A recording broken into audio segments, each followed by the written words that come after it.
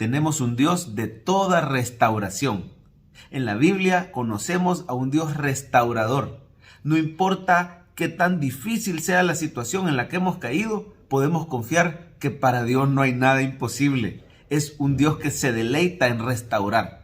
La palabra restaurar quiere decir volver algo al estado bueno que tuvo anteriormente. Es cuando algo se ha arruinado o tiene desperfectos y vamos a quitar esos desperfectos, vamos a arreglar esa situación. Por ejemplo, alguien puede decir, vamos a restaurar una obra de arte porque tiene daño por el tiempo. Vamos a restaurar un edificio o uno mismo, ¿verdad? Cuando ya tiene hambre, ya necesita ir a un restaurante. Restaurar es volver al estado bueno que se tuvo antes. Un país, por ejemplo, que ha caído en un desorden político, se dice, vamos a restaurar la democracia, dicen. O sea, vamos a venir a poner otro régimen diferente o mejor. Así que restaurar quiere decir volver a un estado bueno que se tuvo antes.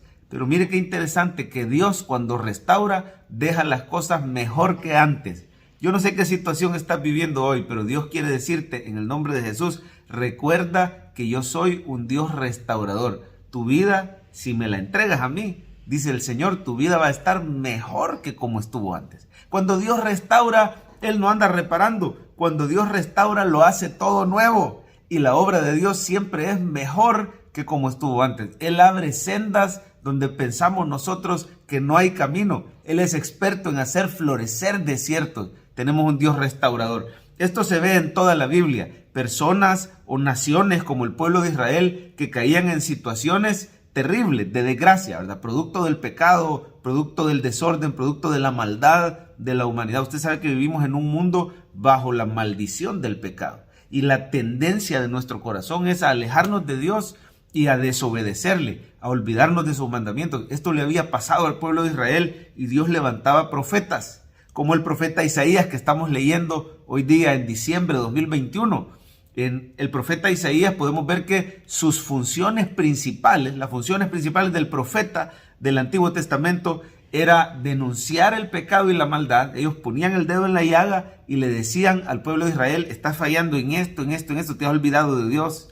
Estás siendo injusto con el pobre, con la viuda, estás siendo corrupto, estás amando el dinero, te has olvidado de la mujer de tu juventud, has dejado la ley del Señor, te has ido en pos de otros dioses, así sean ídolos o sea la riqueza, ¿verdad? Te has olvidado del Señor, has abandonado la adoración a Dios, el templo, así que denuncia el pecado, pronuncia juicio y le dice, mira, te va a venir esto, te va a venir lo otro. Yo no sé si usted ya leyó el capítulo 3 de Isaías, pero pronuncia juicio tras juicio.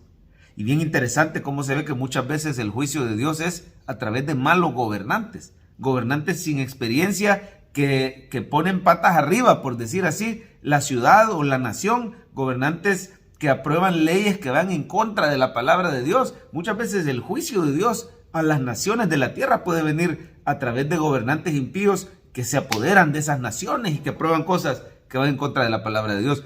Siempre el creyente está llamado a orar por su gobernante. No importa de qué color político sean, no importa quién sea el gobernante de turno, si yo estuve de acuerdo o no estuve de acuerdo, si voté por él o no voté por él. Pero es necesario orar por nuestros gobernantes. ¿Y qué vamos a pedir? Que se conviertan a Cristo, que conozcan al Señor, porque solo Cristo en el corazón del hombre es nuestra esperanza. Él es el restaurador de las vidas, de las familias, de la comunidad y de las naciones. Pero siguiendo entonces la labor profética también pronunciaba juicio, y ahí en el capítulo 3 de Isaías vemos cuántos juicios van a venir, ¿verdad? Injusticia, dolor, tristeza, pérdida, muerte.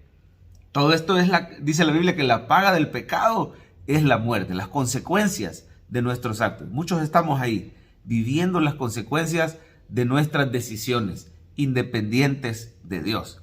Pero no se queda ahí. El profeta también anunciaba restauración. Y en esto yo me quiero enfocar. Cómo tenemos en la Biblia un Dios restaurador.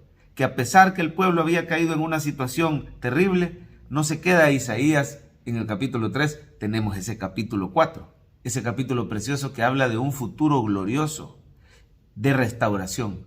Y nos habla de Cristo sin mencionar el nombre Jesucristo, pero nos habla claramente de Él porque habla de ese renuevo. Un renuevo es como una ramita que iba a nacer, ¿verdad? Producto de esas raíces, dice el capítulo 4 de Isaías. En aquel tiempo, dice el versículo 2, el renuevo de Jehová, ahí está Cristo, será para hermosura y gloria. Y dice, y el fruto de la tierra para grandeza y para honra. Usted y yo, cuando venimos a Jesús, unidos a Él, comenzamos a ser restaurados. Y lo primero que ocurre es que comenzamos a dar fruto que glorifique y que agrade a Dios. Nuestra vida empieza a ser transformada. El Dios restaurador no solo nos hace dar fruto, ese Dios precioso nos limpia de todo pecado. Dice ahí el versículo 4, cuando el Señor lave las inmundicias de las hijas de Sión y limpie la sangre de Jerusalén en medio de ella con espíritu de juicio y espíritu de devastación. Es decir, está hablando de que iba a venir una limpieza espiritual, y esa limpieza la tenemos a través de la sangre de Cristo. Cuando Cristo va a la cruz, Él está derramando su sangre para pagar por nuestros pecados. A través de la fe en Jesucristo podemos ser lavados y limpiados de todas nuestras inmundicias. Y el Señor nos une a Cristo espiritualmente y comenzamos entonces a dar fruto. Nuestros nombres están escritos en el libro de la vida. Somos de ese remanente, los que creemos en Jesús, somos de ese remanente que el Señor ha dejado, ese remanente de restauración. Oiga bien lo que el Señor le está diciendo hoy, usted y yo podemos ser restaurados de cualquier situación. Yo no sé si es tu matrimonio el que está viviendo las consecuencias del pecado. No sé si serán tus finanzas y has perdido la fuente de ingresos. No sé si estás en una situación de deudas o será tu salud, tu vida personal, si estás en una adicción o en ataduras, pero hoy quiero darte palabra de ánimo. A pesar que las consecuencias de nuestro pecado son duras y están ahí, hoy tenemos un futuro glorioso y tenemos esperanza en la persona de Cristo. Él es la restauración de Dios y está siempre disponible para ti. Él dice, el que a mí viene, yo no le echo fuera. No hay ocasión en la que vamos a ir con un corazón contrito y humillado y Él nos vaya a despreciar. Él nos está llamando. Vengan luego y estemos a cuenta. Vengan luego y yo voy a limpiar sus pecados. Vengan luego y yo voy a arreglar su situación. Traiga su vida delante de Dios así como está. Muchas personas en su sinceridad se equivocan y dicen, cuando yo arregle mi vida, me voy a acercar a Dios, porque de una manera muy honesta y sincera no se quieren sentir hipócritas y decir, ¿yo cómo voy a ir a la iglesia si mira el relajo que tengo en mi matrimonio? Mira el relajo que tengo en mi vida. Primero me voy a ordenar y luego me acerco y hago las cosas bien. Pero ahí hay un error, porque uno no se limpia primero para después poderse meter a la ducha, sino que porque uno está sucio, se acerca a la ducha y recibe ahí el baño con agua, con jabón, con champú, y entonces es limpiado. Asimismo, Jesucristo es ese jabón espiritual. Usted no tiene que limpiarse antes de venir a Él.